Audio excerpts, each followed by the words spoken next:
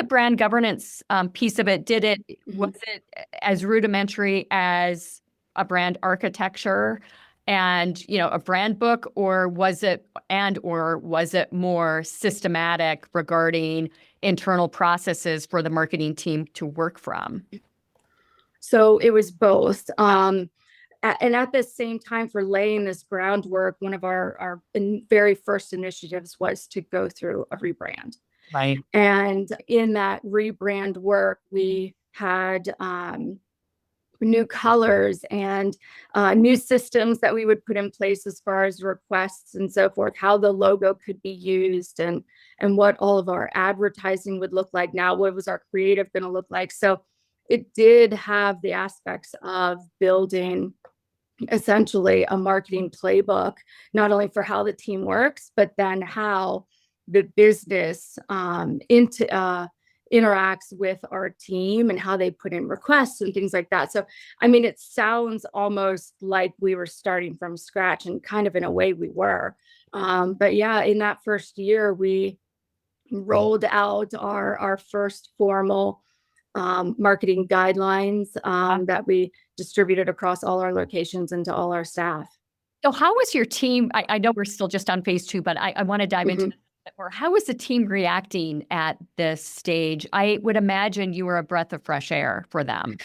It was an incredibly exciting time because, I mean, anytime an organization goes through a rebrand, it's pretty remarkable because it's such a collaborative, creative phase where you're looking at where you were previously, you're doing competitive analysis and so forth. You're getting to know the customer in a way that you never had before, so that you could create messaging and a new brand that would really align with the future state, not only present state of our customer, but future state as well. That's great.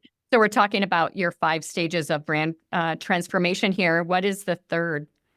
So the third was when we started to layer in, it's called the digitized phase. And that's when we started to really take a good look at our tech stack and the digital infrastructure.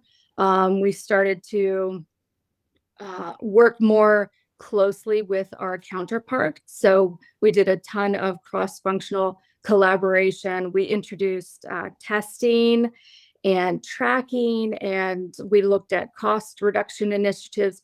All this was part of that third phase. Right.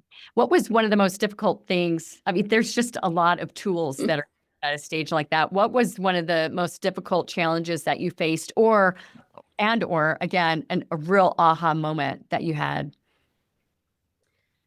I wouldn't say it was necessarily difficult, but there was a lot of work that went into looking at our existing systems and what was working and what was not working. We went through dozens and dozens of RFPs to find partners, new partners, especially if the old partners weren't quite where we needed them to be, either on the innovation side or just from where we were. We were kind of operating more as a small business, and we needed to escalate towards acting and marketing like a mid-sized company.